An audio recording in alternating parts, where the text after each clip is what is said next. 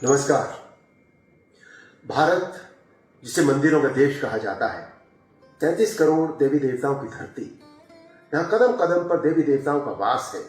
शहर शहर और नगर नगर मंदिरों की कतार दिखाई देती है और हर मंदिर की अपनी कोई न कोई मान्यता और विशेषता है। आज हम आपको ऐसे ही एक खास मंदिर के बारे में बताएंगे जहां श्री राम को भगवान के तौर पर नहीं बल्कि राजा के रूप में पूजा जाता है।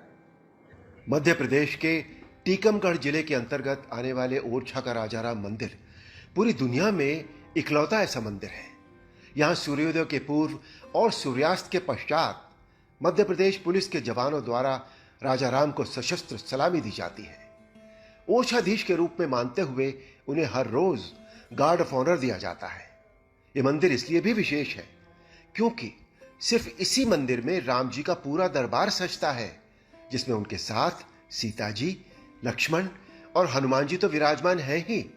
उसके अलावा यहां श्री राम के परम सखा महाराज सुग्रीव और उनके मंत्री जामवंत की प्रतिमाएं भी हैं।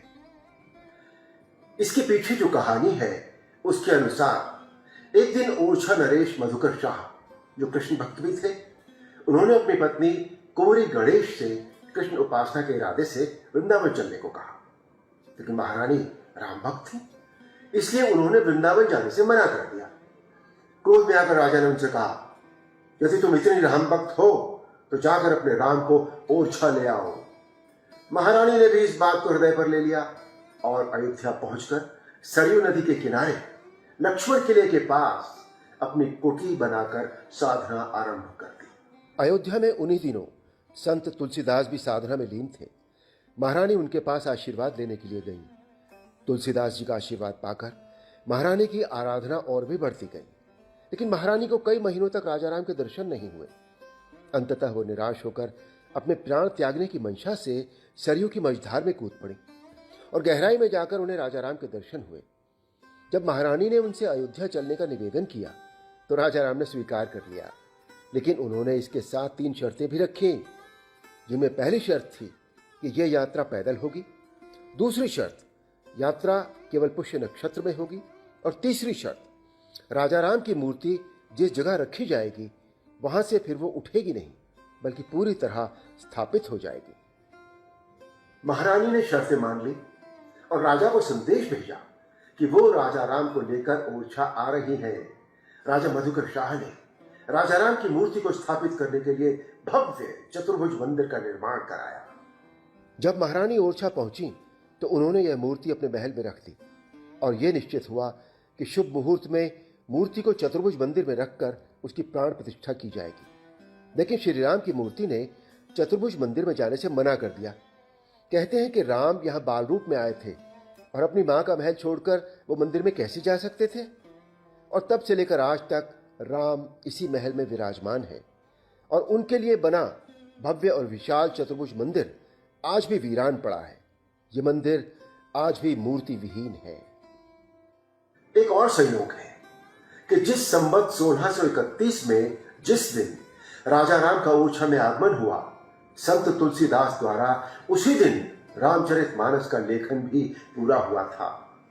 श्री राम की जो मूर्ति ओरछा में स्थापित है उसके बारे में कहा जाता है कि जब राम जी वनवास जा रहे थे तो उन्होंने अपनी एक बाल मूर्ति माता कौशल्या को दी थी। माता कौशल्या उसी मूर्ति को बाल भोग लगाया करती थीं और जब श्री राम अयोध्या लौटे तो कौशल्या ने वो मूर्ति सरयू नदी में विसर्जित कर दी। यही मूर्ति महारानी कुंवरी गणेश को सरयू की गहराई में मिली थी और उन्होंने उसे ओरछा में लाकर स्थापित कर दिया था। कहते हैं राजा राम को ओरछा में स्थापित करने के बाद उन्हें ओरछाधीश मानते हुए मधुकर शाह वहां से चले गए थे और टीकमगढ़ को अपनी राजधानी बना लिया था। मंदिर के पुजारी और स्थानीय लोगों के अनुसार इस मंदिर की एक और कहानी है। मूर्ति पूजा का विरोधी मुगल शासक बाबर भारत पर आक्रमण करने के बाद जगह जगह मंदिरों को तोड़कर मस्जिदें बनवा रहा था, लेकिन महारानी ने चतुराई से असली मूर्ति को अपने महल में रख लिया और राजाराम की प्रतीकात्मक मूर्ति को वहां रखवा दिया। इसीलिए आज भी वो मूर्ति सलामत है। इस मंदिर के बारे में एक और मान्यता है। स्थानीय लोग कहते हैं राजाराम हर दिन सूर्योदय से लेकर सूर्यास्त तक ओरछा के मंदिर में रहते हैं और रात में अयोध्या चले जाते हैं। कुछ लोगों का तो यहां तक कहना है कि ये बहुत चमत्कारिक है और इस बात के प्रमाण भी मिलते हैं।